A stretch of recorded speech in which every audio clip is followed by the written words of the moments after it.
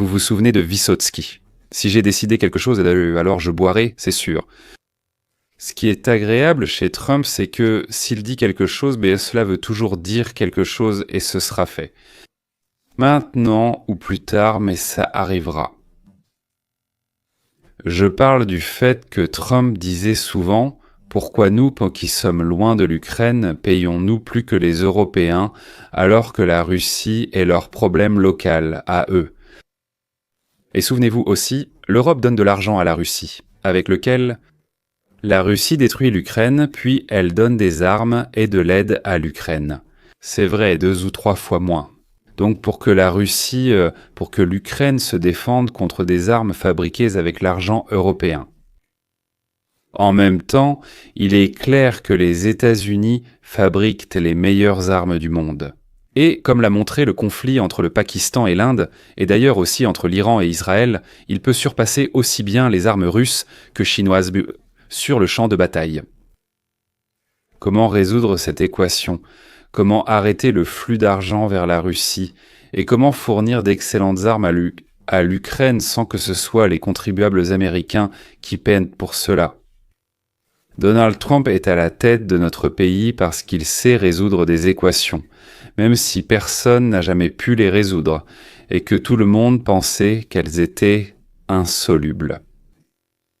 Depuis le début de la phase active de la guerre, en 1922, le volume total des importations de gaz en Europe est passé de 40% de la consommation européenne à, écoutez bien, seulement 5%. Après l'arrivée de Donald Trump à la Maison-Blanche, le transit du gazoduc à travers l'Ukraine s'est complètement arrêté, alors qu'il fonctionnait auparavant. La Commission européenne discute avec les États-Unis des livraisons de gaz naturel liquéfié américain afin de renoncer complètement au gaz en provenance de Russie. Les livraisons de gaz en provenance d'Azerbaïdjan ont doublé et ont atteint 12 milliards de mètres cubes. Israël envoie du gaz en Égypte, où il est transformé en gaz liquéfié et fournit déjà environ 10% de ce que la Russie livrait auparavant. Le Royaume-Uni et la Pologne ont complètement renoncé au gaz russe. C'est normal, ils ont les plus gros conflits avec Poutine. Les membres de l'Union européenne continuent d'acheter du pétrole russe, mais uniquement dans le cadre des contrats à long terme signés précédemment. Aucun nouveau contrat n'est signé. La Chine, l'Inde et la Turquie achètent maintenant du pétrole et du gaz à la Russie. Eh bien, il y a 3 acheteurs principaux. Il y en a aussi quelques autres beaucoup plus petits, avec la Turquie et l'Inde. Je vous prie de m'excuser. La Maison-Blanche mène des négociations pour arrêter ces achats. Les États-Unis voulaient depuis longtemps livrer du gaz azéri, israélien et leur propre gaz liquéfié à la Turquie, ainsi qu'en Inde. En raison de l'éloignement de l'Inde de l'axe Moscou-Pékin-Téhéran, un nouveau round de négociations a commencé. Et Trump espère convertir complètement l'Inde à l'armement américain en chassant la Russie du marché et remplacer nos livraisons de pétrole ainsi que celles de l'Arabie saoudite par du pétrole américain et saoudien. Avec l'Arabie saoudite et de partout, du Koweït, des Émirats arabes unis, etc. Autrement dit, la question de la réduction des revenus de la Russie est en train d'être résolue. Et cela avec un certain succès. Et qu'en est-il du paiement des armes ? Et ici, la solution s'est avérée simple. Comme tout ce qui est génial, nous, l'Amérique, allons fournir des armes à l'Ukraine, mais c'est l'Europe qui paiera pour ces armes. Eh bien, l'Union européenne et la Grande-Bretagne, si je ne me trompe pas. Et la limitation de la portée des obus et des missiles, l'Europe l'a déjà levée avec l'Ukraine, et Kiev peut désormais mener des opérations à l'arrière des troupes russes. Tout cela est le résultat du fait que la Russie disait « Oui, nous menons des négociations, nous allons négocier », alors qu'en réalité elle commençait à intensifier ses bombardements. Je pense que Poutine est allé trop loin. La Russie n'aurait pas dû mener Trump en bateau. On peut continuer comme ça jusqu'à un certain point, quand toutes les ruses prennent fin et que Trump comprend que Poutine a simplement menti, de façon pitoyable, ignoble et surtout stupide. Du genre, non, peut-être qu'il va se passer quelque chose de bon pour nous, peut-être que les Américains vont se fâcher avec l'Ukraine, peut-être que l'esprit de résistance disparaîtra en Ukraine. Il n'a pas disparu. Pendant l'offensive d'été, Poutine s'est fermement fixé pour objectif Pokrovsk. Cette petite ville est un objectif stratégique clé, aussi bien pour la Russie que pour l'Ukraine, en raison de son emplacement important sur le front Est. Les guerres en Ukraine. Actuellement, il est toujours sous le contrôle de l'Ukraine, et l'Ukraine l'utilise comme un nœud logistique. Cela est facilité par le fait que Pokrovsk est en réalité situé à un carrefour, ce qui permet à l'Ukraine de continuer à approvisionner ses troupes qui combattent les forces russes à Donetsk. Poutine veut couper cette ligne d'approvisionnement, mais ce n'est pas la seule raison pour laquelle il doit s'emparer de Pokrovsk. Comme le souligne, la ville se trouve à seulement 24 km de la frontière administrative de Donetsk. La prise de Pokrovsk permettrait un accès direct à cette frontière. Et lorsque la frontière tombera, Poutine pourra enfin déclarer le contrôle total sur Donetsk. Donc, la raison de la lutte pour Pokrovsk est assez évidente. L'Ukraine doit tenir la ville pour des raisons logistiques, mais aussi pour empêcher Poutine d'établir le contrôle sur Donetsk. Et Poutine en a besoin pour des raisons opposées. C'est-à-dire psychologiquement et logistiquement. Je ne suis pas sûr qu'il existe un tel mot en russe. Poutine doit s'emparer de Pokrovsk. Alors, que fait pour cela la grande et puissante, la deuxième armée du monde? Le président de la Russie a ordonné de concentrer dans cette région 110 000 soldats qui ont été envoyés là pour renforcer la 8e armée interarmes que Moscou a déjà déployée pour s'emparer de Pokrovsk. Ces troupes devaient former le gros des forces offensives russes que Poutine prévoyait de lancer dans des attaques frontales contre la défense ukrainienne. Le plan était simple, envoyer de plus en plus d'hommes jusqu'à ce que l'Ukraine cède, puis s'effondre. Cependant, comme le souligne Sarak, ces troupes n'avaient pas l'intention d'entrer dans Pokrovsk sans blindés ni munitions. 110 soldats sont arrivés avec des unités d'artillerie, des véhicules blindés et de l'infanterie mécanisée, ainsi qu'avec un énorme stock d'armes destiné à porter le dernier coup terrible à Pokrovsk. Mais avant que cela ne puisse arriver, les soldats devaient prendre position. À la fin du printemps, selon Karak, les soldats russes ont pris position sur des emplacements préparatoires autour de Donetsk. Ils ont probablement profité de l'inhabituel cessez-le-feu de la journée de la victoire annoncée par Poutine en mai pour se protéger. Quand les bombes ont arrêté de tomber pendant 3 jours, les soldats ont pu se positionner. Ces soldats étaient sous le commandement du chef de la 8e armée interarmes, le colonel Ruslan Goryachkin, que Poutine avait choisi personnellement pour ses capacités d'organisation ainsi que pour sa cruauté extrême. Goryachkin a vérifié que son immense armée était en position. Il s'est également assuré que l'offensive à venir disposerait de suffisamment de ravitaillement. Profondément. Dans une localité appelée Kartzisk, il y avait un dépôt de munitions qui devait fournir tout le nécessaire à 110 000 soldats. Comme le dit Karak, le colonel Goryachkin a mis tous ses œufs dans le même panier. Il existe un vieux proverbe qui explique pourquoi c'est une telle erreur. En termes d'investissement, mettre tous ses œufs dans le même panier signifie investir tout son argent dans un seul type d'investissement. Tout rassembler en un seul point. Tu augmentes tes chances de succès, mais en même temps, tu augmentes le risque. Et cette augmentation du risque mène soit au champagne, mesdames et messieurs, soit à une défaite cauchemardesque. D'un côté, il y avait un commandant russe qui pensait avoir rassemblé tout le nécessaire pour ses troupes afin d'organiser une offensive puissante qui mènerait enfin à la chute de Pokrovsk. En revanche, l'Ukraine était loin d'avoir autant de troupes que Goryachkin. Au lieu de cela, l'Ukraine s'est connectée à une ligne d'approvisionnement vitale qui soutenait les soldats russes. Les deux camps avaient leur propre plan. Goryachkin a commencé le premier. Le 30 juin, 6 de ces chasseurs ont décollé de leur piste et se sont dirigés vers l'est en direction de Pokrovsk. 24 ont fourni les principaux détails dans le rapport du 1er juillet, qui éclaire cette attaque. Le message indique que des explosions ont secoué Donetsk et qu'un des chasseurs ukrainiens a détruit une usine métallurgique près de Pokrovsk. Il est rapporté que ces frappes ont utilisé des missiles fournis par le Royaume-Uni. Ces missiles longue portée sont devenus une arme puissante, bien que limitée en nombre, pour l'Ukraine. Après le coucher du soleil, le 30 juin 2025, 6 chasseurs d'attaque ukrainiens ont décollé de leur piste et se sont dirigés vers l'est, écrit-il. En s'approchant de Donetsk occupé, 2 avions ont lancé des leurres de DMSTA 60 chacun. C'est un sac volant doté de techniques de guerre électronique, conçu pour neutraliser et détourner la défense aérienne ennemie. Perquant la nuit, ils se sont dirigés vers le nord-est, tandis que le groupe d'attaque approchait du sud-ouest. Ces 2 premiers avions servaient d'appât, ce sont précisément les 4 autres sur les 6 qui ont porté le coup dévastateur avec des missiles. C'était un plan brillant. Selon Sarak, d'un seul coup, l'Ukraine a pu non seulement éliminer le chef de l'offensive de Poutine à Pokrovsk, mais aussi la majeure partie de son état-major ainsi que plusieurs commandants subalternes. L'Ukraine n'a pas seulement décapité l'opération russe. Elle a tranché la tête, les bras, le cou et le torse, ne laissant que les jambes qui courent de façon désordonnée dans la panique. Le deuxième coup d'une série dévastatrice de 2 devait suivre. Pendant que les soldats russes déblayèrent les restes en flammes de l'ancien quartier général de la 8e armée et de l'armée interarmes, l'Ukraine identifiait déjà et se préparait à frapper la prochaine cible.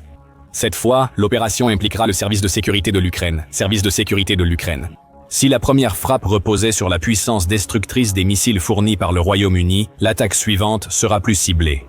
En utilisant des drones, le service de sécurité de l'Ukraine avait l'intention de passer furtivement devant les rares moyens de défense aérienne russes restants à Donetsk pour détruire le dépôt de munitions à Kartitsk, dont nous avons parlé précédemment. Metsa donne des détails.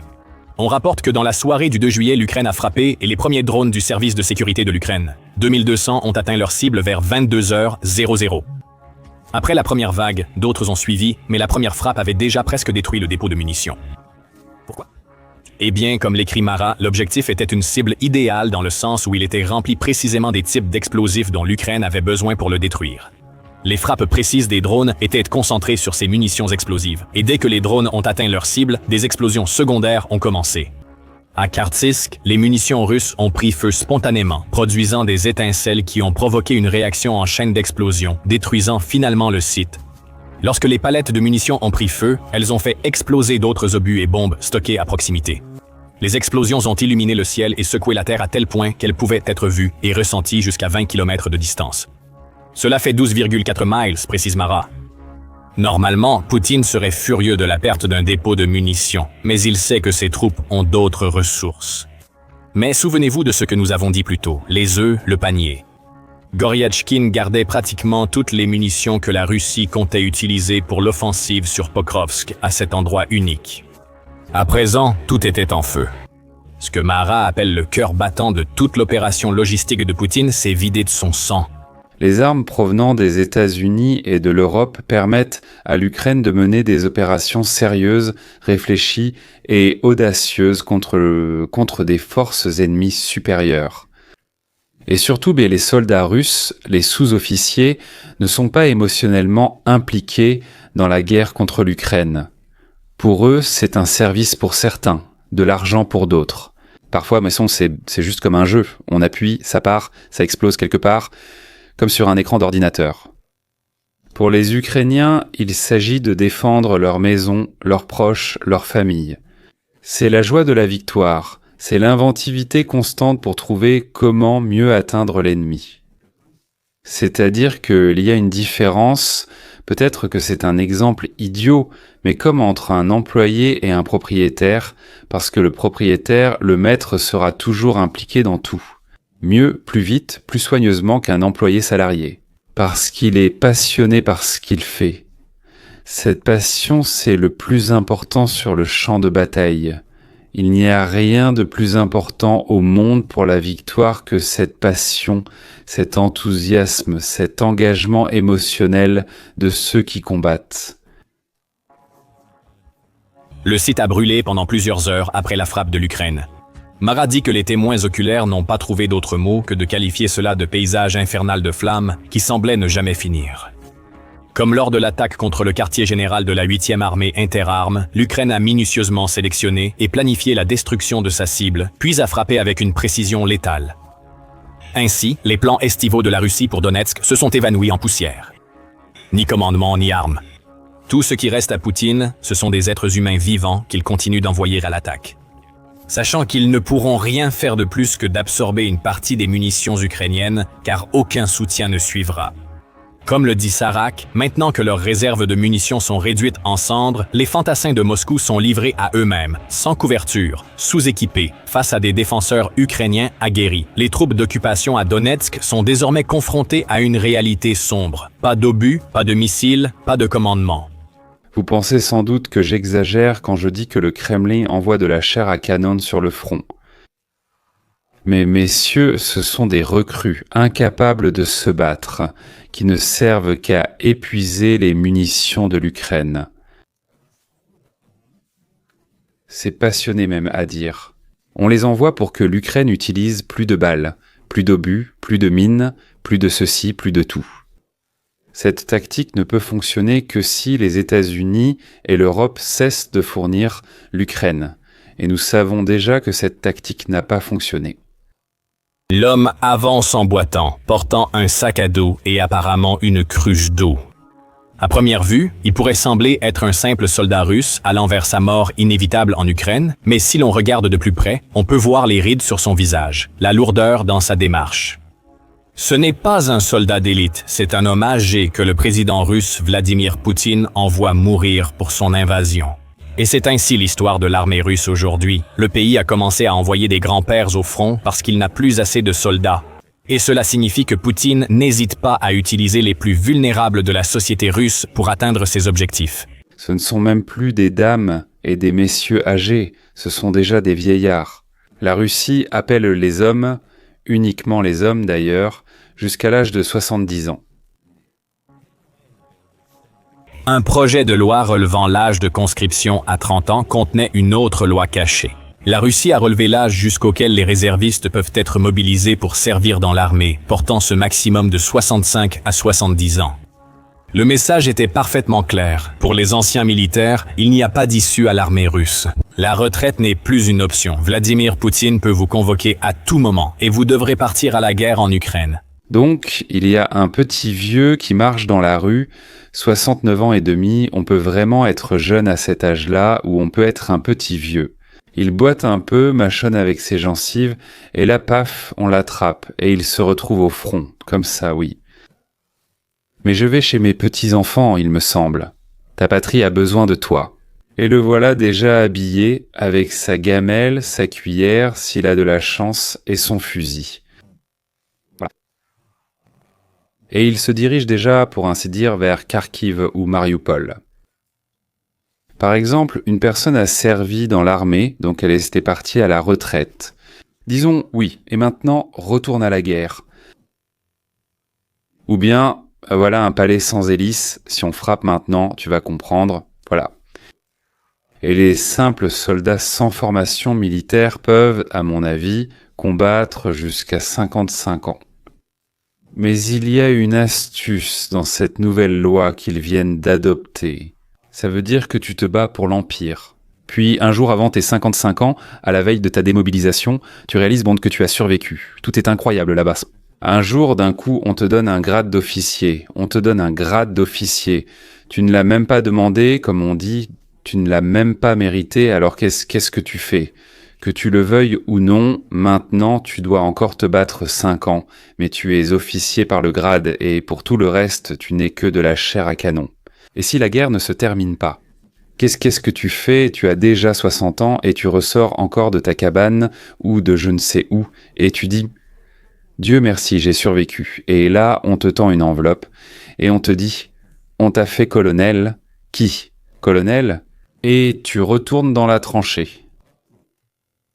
Les jeunes partaient en masse vers la Géorgie, les pays baltes, la Turquie. À mon avis, 1 million de personnes se sont enfuies. Les personnes soumises à la conscription ont un certain âge, disons de 18 à 40 ans, je crois. 1 million de recrues potentielles.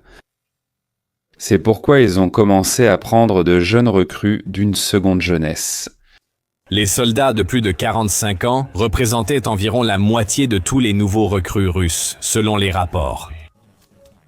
La publication, il cite également une source anonyme à la mairie de Moscou qui a indiqué que l'âge moyen des recrues est passé de 40 ans au début de l'année 2024 à 50 ans en octobre. Et ces recrues étaient nées loin d'être les meilleures parmi les meilleures que la population russe, de plus en plus vieillissante, pouvait fournir. Selon un soldat russe au front, ils sont tous malades, souffrant de douleurs aux jambes et à la tête, et sont lents. La même publication, citant une étude menée par l'enquêteur russe OUM Ryostka, a rapporté que ces soldats âgés meurent en grand nombre. Selon Ryostka, en octobre 2024, 2475 volontaires russes âgés de 45 ans et plus avaient été tués. Cela représente environ la moitié de tous les décès confirmés en Russie à cette période de l'année. Bien sûr, ce chiffre est très probablement inférieur à la réalité. Il le souligne même, en rapportant en mai 2025 que le nombre probable de morts en Russie pour l'année 2024 était de 112,0. Si c'est le cas, et que le rapport de moitié s'est maintenu, l'armée russe a perdu 56 militaires âgés de 45 ans en 2024. Autrement dit, l'État n'aura pas à leur verser de pension, ce qui, je pense, réjouit beaucoup la direction du pays appelée Fédération de Russie. Et nous obligeons les Ukrainiens à dépenser des munitions, en plus nous exposons aussi les bénéficiaires de pensions, et ils sont éliminés, comme on dit, ce n'est pas nous qui les avons touchés, ce sont les ennemis, les Ukrainiens, qui les ont éliminés. Bravo aux Ukrainiens. Bon, ce serait drôle si ce n'était pas aussi tragique. Poutine est plus qu'heureux de renforcer son armée avec des vieillards pour qu'ils encaissent les balles, pendant qu'il continue de cacher les vrais problèmes auxquels son armée est confrontée dans les combats en Ukraine. Mais bientôt, Poutine pourrait ne plus avoir les moyens de faire ses offres de contrat aux citoyens âgés de Russie. L'Ukraine essaie d'y parvenir en menant une série de frappes contre la dernière chose qui maintient en vie la flotte de l'ombre en Russie. Et comme je vous l'ai déjà dit, l'Europe et les États-Unis transmettent à l'Ukraine des informations sur les pétroliers qui entrent secrètement dans les ports russes. Ils entrent discrètement sans signalement, se chargent de pétrole ou reçoivent des transferts depuis d'autres tankers. Et ensuite, ils transportent ensemble ce pétrole à leurs clients, qui de cette manière violant les sanctions internationales. Et les Ukrainiens ayant reçu certaines informations de la part de personnes très bienveillantes qui se trouvent peut-être de l'autre côté de l'océan, je ne vais pas vous révéler qui c'est. Ils ont appris à faire exploser le système de direction et la partie moteur sans répandre de pétrole dans la mer. L'arrêt de ce transport massif de pétrole pourrait anéantir la caisse russe et entraîner l'arrêt des paiements aux mercenaires, ainsi que des paiements pour les livraisons d'armes en provenance de l'étranger. Et c'est exactement ce que nous appelons couper le souffle. La Russie est au bord d'une nouvelle crise et sans l'aide active de la Chine. Comme vous le savez, j'en ai déjà parlé, il y a d'énormes problèmes avec Xi. Pour ceux qui ne l'ont pas vu, regardez mes 2 dernières vidéos précédentes. Eh bien, peut-être qu'ils se précipiteront à la table des négociations beaucoup plus vite qu'ils ne le pensent aujourd'hui. Restez à l'écoute pour les prochains épisodes, j'espère qu'on se reverra bientôt. Parce qu'il se passe tellement d'événements une émission par jour ne suffit même plus, il faudrait en faire 2 par jour. À la prochaine rencontre.